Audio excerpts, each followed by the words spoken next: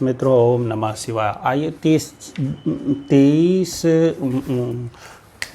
मई को जो है 23 मई को ही शनिदेव जो वक्री हो रहे हैं और ये लगभग 5 महीने तक ये मकर राशि में ही वक्री होकर के संचरण करेंगे। तो इसका कर्क से लेकर के कर्क सिंह कन्या से लेकर के मीन सभी लग्नों या राशियों पर क्या प्रभाव पड़ेगा, इसकी इस वीडियो में हम चर्चा करेंगे। कोई भी ग्रह वक्री होने से न तो अशुभ है तो शुभ हो जाता और न तो शुभ है तो अशुभ हो जाता। तो इस धारणा को निकाल लीजिए कि वक्रत्व आ जाने से ग्रह के नैसर्गिक स्वभाव में कोई परिवर्तन नहीं आता। ग्रह की शुभता या अशुभता का निर्धारण लगनानुसार होगा और फिर ग्रह के जन्मांक चक्र में स्थिति के अनुसार होगा, गोचर में भी उसकी स्थिति के अनुसार होगा कि वो कैसा फल करेगा।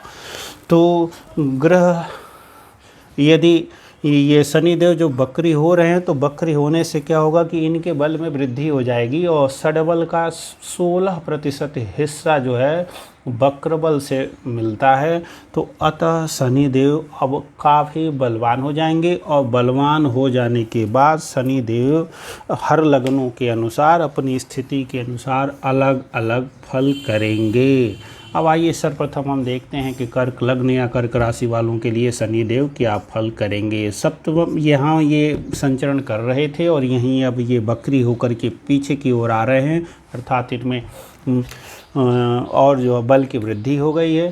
तो भूमि भवन वाहन के अच्छे योग बन जाएंगे और व्यक्तित्व के लिए थोड़ी बहुत सोच में या थोड़ी बहुत आलस्य आएगी। माता के स्वास्थ्य में थोड़ी बहुत और भी परेशानी की स्थिति बन सकती है, लेकिन भूमि भवन वाहन के लिए जो ससयोग का फल मिलता है वो मिलेगा और उन्नति के लिए मतलब पैर वगैरह में चोट वगैरह नहीं लगेगा। नौकर चाकर आदि हैं तो वो रहेंगे और प्रतियोगी परीक्षा आदि दे रहे हैं तो पास करा देंगे। अधिकारी वगैरह बना सकते हैं, राजनीति में भी आगे लेके जा सकते हैं।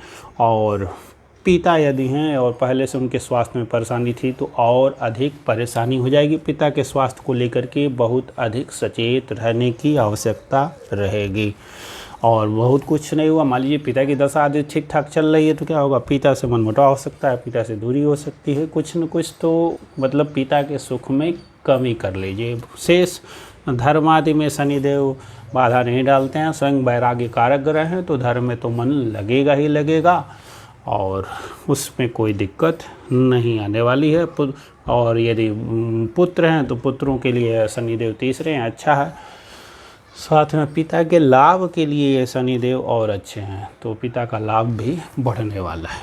आइए यहाँ पे यदि सिंह राशि कर देते हैं तो ये छठम में है और यहाँ पे 10वां राशि बनेगी और यहाँ पे इसी में इनका गोचर होगा तो ये और बलवान हो जाएंगे। और बली हो जाने का फल ये होगा कि राजयोग की उत्तम प्राप्ति, क्योंकि यह शनि जो है नौकरी, धन, नौकर चाकर सभी कुछ देने वाले हैं। भूमि भवन वाहन के संबंध में यदि वाहन चाहते हैं तो वाहन के कारक ये भी होते हैं। शनि से संबंधित जो भी व्यवसाय हैं तो उसमें भी काफ़ी निखार आने वाला है और नौकरी लग सकती है। शत्रु आदि का ये पूर्ण शत्रुहंता योग बना हुआ है। राहु से यहाँ पे दृष्टि भी पड़ जाएगी, इस कारण भी रोग के लिए थोड़ा सा वायु विकार हो सकता है और कोई वात विकार हो सकता है, तो उससे सावधान रहेंगे और कोई दिक्कत नहीं है। किंतु यहाँ पे गुरु का गोचर है, लग्न पे दृष्टि है, इसलिए कोई रोग वगैरह भी होने की स्थिति नहीं है, गुरु संभाल लेंगे।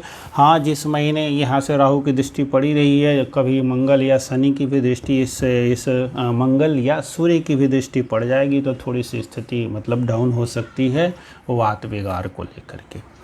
आगे चलते हैं कन्या के लिए। कन्या के लिए ये यहाँ पे 10वीं में है राशि, अर्थात पंचम भाव में गोचर कर रहे हैं।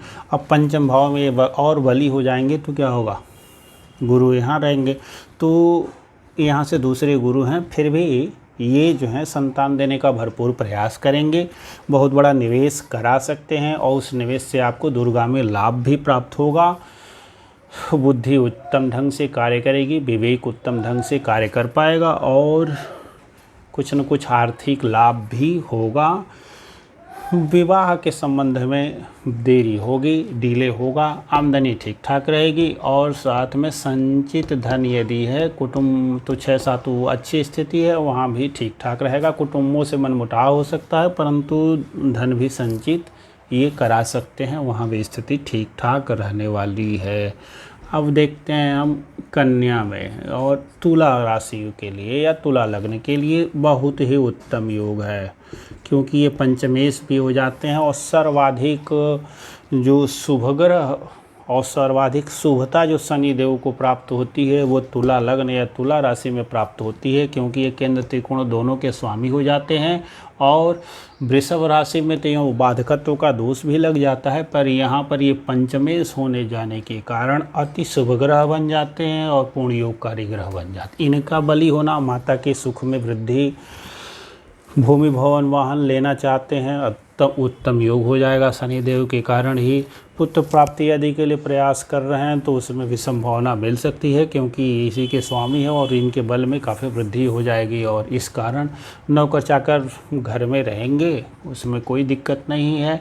और शत्रुहंता पूरी तरह से योग बन जाएगा, कर्ज आदि चुका भी सकते हैं। और स्वास्थ्य को लेकर के भी स्वास्थ्य भी ठीक ठाक रहेगा और उत्तम पदवी आदि की भी प्राप्त हो सकती है, प्रमोशन आदि भी हो सकते हैं। कार्य क्षेत्र में इनकी जो दृष्टियां पड़ेंगी, चूंकि कालपुरुष में इनकी अपनी राशि है तो बहुत नुकसान नहीं करते हैं, कार्य क्षेत्र में थोड़ा सा उतार चढ़ाव आ सकता है, बस ये इतना सा ही फर्क पड़ेगा। और आते हैं वृश्चिक, पुनः ये एक राशि बनेगी वृश्चिक और इसके लिए शनि देव यहाँ पे हैं और होकर के काफ़ी उत्तम स्थिति में है, तो नौकरी प्राप्त हो सकती है, नौकर चाकर बढ़ सकते हैं, नया सम्मान प्राप्त हो सकता है और पराक्रम काफ़ी बढ़ा हुआ रहेगा भाई बहनों से। और उत्तम, पहले से जो संबंध अभी ठीक ही ठाक था वो और अच्छा ही संबंध बनने का योग बनेगा और इस पराक्रम के कारण भाग्योदय की भी स्थिति रहेगी। दृष्टियों के कारण देखेंगे तो यहाँ पे पड़ेगा 12 और संतान प्राप्ति में कुछ न कुछ बाधा, दूसरी स्थिति पड़ेगी भाग्य में थोड़ा सा अवरोध, पराक्रम बहुत कर लेंगे इसके कारण तो भाग्य में बहुत बड़ा अवरोध तो नहीं, थोड़ी सी देरी, हाँ अवरोध कर ही लेंगे क्योंकि दृष्टि में तो बेस ही है, यहाँ का भले बढ़ा देंगे।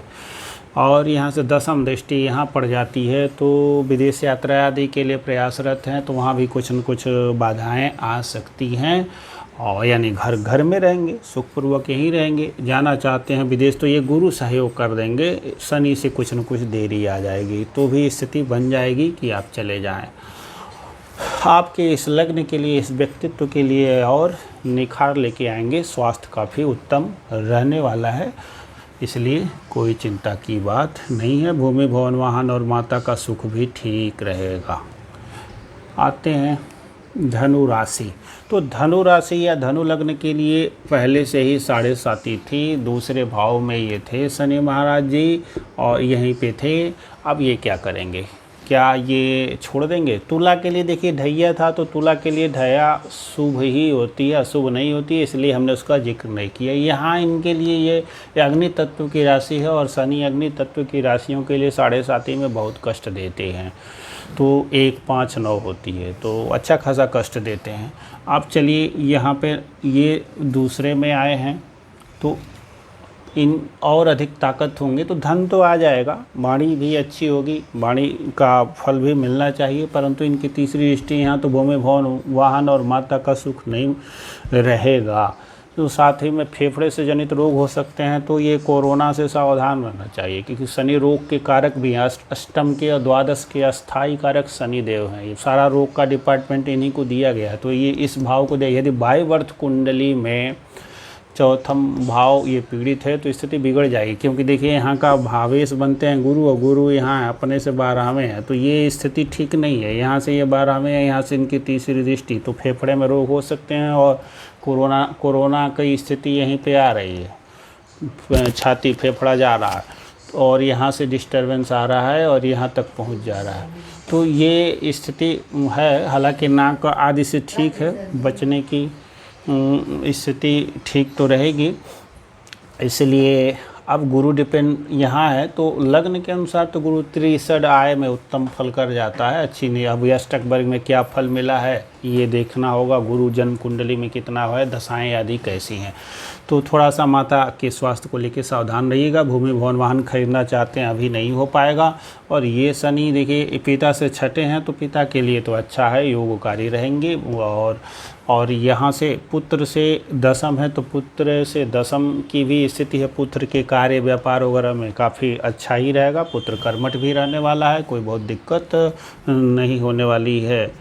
अब स्थिति इसकी यहाँ पे पड़ेगी रोग आदि, तो वात विकार वगैरह हो सकता है। ताकत के साथ इस भाव को देखेंगे, कुछ न कुछ बिगाड़ेंगे।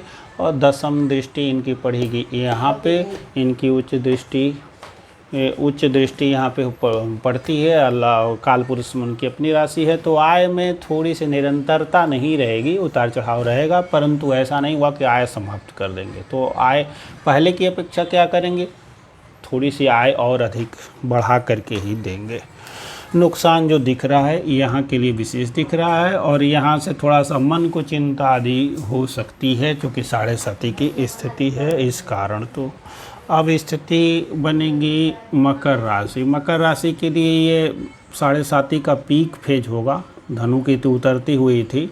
तो अब मकर राशि के लिए अपनी भी राशि है तो ठीक है। और यदि मकर लग्न है तो ये मकर लग्न है तब तो अपने ही भाव में ही स्थितियाँ काफ़ी उत्तम है। सस महापुरुष योग का फल मिलेगा, पहले से और अच्छा मिलेगा। मकर राशि है 7.5 ही रहते हुए भी इस भाव के लिए यह उत्तम फल ही कर जाएंगे।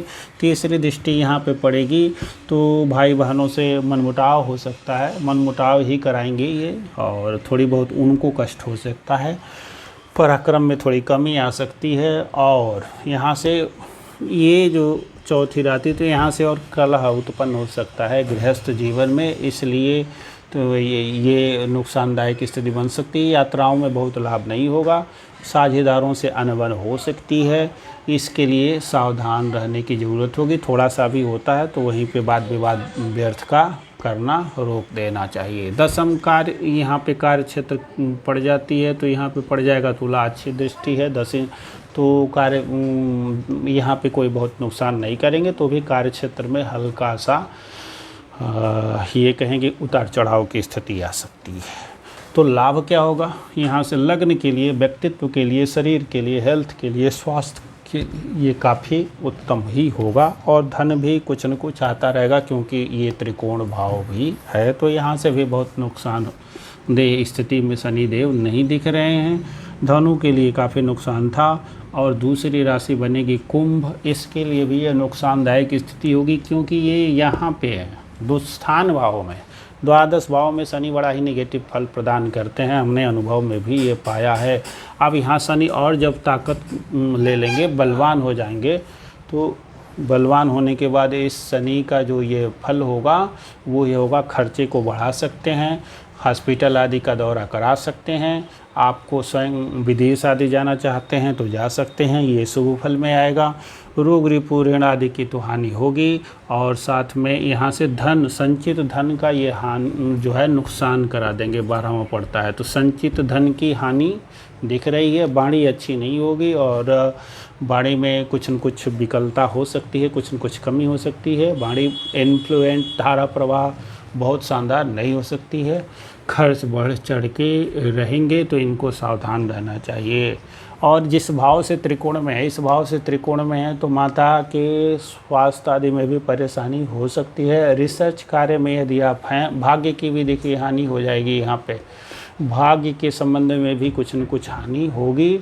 और यहाँ से त्रिकोण में है तो रिसर्च या शोध आदि के कार्यों में हैं तो इसमें भी पूरी सफलता के योग नहीं दिखे हैं। जहाँ तक यहाँ पे वृथा कार्य जो पहले कर रहा था वह और वृथा कार्य करेगा, और वो ऐसा कार्य नहीं करेगा जिससे इससे भविष्य में लाभ हो। ट्रैक से हट करके कुछ अलग सोचेगा कि ये कर लें इसमें भी लाभ होगा, ये कर लें इसमें भी लाभ होगा, पर ऐसा होता नहीं है। ये द्वादश शनि, इसलिए अपनी राशि का होते हुए भी यह शनि यहाँ बलवान होना दुस्थान भाव में अच्छा नहीं है। कुंभ राशि वाले सावधान हो जाएं। और उपाय यही है, शनिदेव के मंत्रों का जप करें, आरती करें, हनुमान जी की उपासना करें, शनि का यही उपाय होता है। दूसरा, महामृत्युंजय मंत्र का जप करें 7:30 के लिए, मन काफ़ी शांत होगा, अच्छा रहेगा और धन आदि के लिए भी कुछ न कुछ अब स्थिति ठीक रहेगी। मीन राशि के लिए यहाँ बनवान हो जाना काफ़ी अच्छा है। और विगत में आप जो धन आदि के लिए जूझ रहे थे तो ये धन देंगे, आमदनी और आएगी, बहुत आएगी, छप्पड़ फाड़ के आएगी, क्योंकि आपका यहाँ से राहु भी अच्छे गोचर में चल रहे हैं, तो अब स्थिति अच्छी आएगी। मीन राशि वालों को चूँकि गुरु का गोचर 12वें हैं तो अब ये अच्छा नहीं है, तो ये मीन राशि वाले यदि गुरु का उपाय कर लें और उसके बाद तब ये जो शनि देव का जो शुभ फल दिखेगा वक्रत्व के कारण वो काफ़ी अच्छा आएगा, तो खूब धन आएगा। परंतु इस कारण होगा संतान के संबंध में स्थिति अच्छी नहीं रहेगी, संतान प्राप्ति के प्रयास असफल होंगे, साथ में विवाह आदि में भी कुछ न कुछ अवरोध होगा, व्यापार आदि में भी कुछ न कुछ हानि होगी, अवरोध होगा। तो लाभ कहाँ से आएगा? व्यापार में हानि होगी तो व्यापार में हानि ऐसे नहीं होगी, बल्कि जो साझेदार हैं उनसे खटपट हो सकती है, लाभ प्रभावित नहीं होगा, ऐसे समझे। यहाँ से त्रिकोण में है, सीधी दृष्टि उनकी नहीं है। तो शनि का ये भी है कि जहाँ से त्रिकोण में रहता है उन भावों की हानि करता है। इस सूत्र को ले लेंगे तो और बलवान हो गए, तो इसलिए ये समझ सकते हैं कि जो जीवित पत्नी है तो पत्नी से कुछ न कुछ मनमुटाव वाली स्थिति रह सकती है। इस भाव के लिए 12/6 एक 7 इनकी उच्च राशि ही है, इनकी दृष्टि यहाँ पे पड़ेगी तो अशुभ अच्छा ही है। शोध आदि के क्षेत्र में कार्य करना चाहते हैं तो ये अच्छा फल मिलेगा, वसीयत आदि भी प्राप्त हो सकती है और चोट चपेट एक्सीडेंट आदि की जो स्थिति है उससे भी छुटकारा ये दिला देंगे, क्योंकि अशुभ दृष्टि इस भाव पे शनि की अच्छी ही मानी जाती है। और अभी तक यदि चैनल को सब्सक्राइब नहीं किया तो सब्सक्राइब कर लें, वीडियो को लाइक कर दें, प्रोत्साहन प्राप्त होता है। और ये नंबर है, यदि वो दिखाना चाहते हैं तो कुंडली उसके लिए है, व्हाट्सअप नंबर है, इस पे आएंगे और फी के साथ कुंडली का विश्लेषण हो जाएगा। हाँ, ये जो भी फल बताए गए ये एक ग्रह के आधार पर बताए गए, तो इसी के आधार पर पूरा निर्णय नहीं लिया जा सकता। अन्य ग्रह भी हैं 8, उसके बाद दशा अंतरदशा अपत्यंतर दशा भी है, तो उन सबको देख लेंगे, अर्थात एक ग्रह के गोचर को बाकी अन्य ग्रहों के गोचर को सब कुछ समाहित कर लेंगे, उसके बाद जो आएगा वो जो होगा उचित फल होगा। निकलते हैं, अगली वीडियो में मिलते हैं। बहुत बहुत धन्यवाद।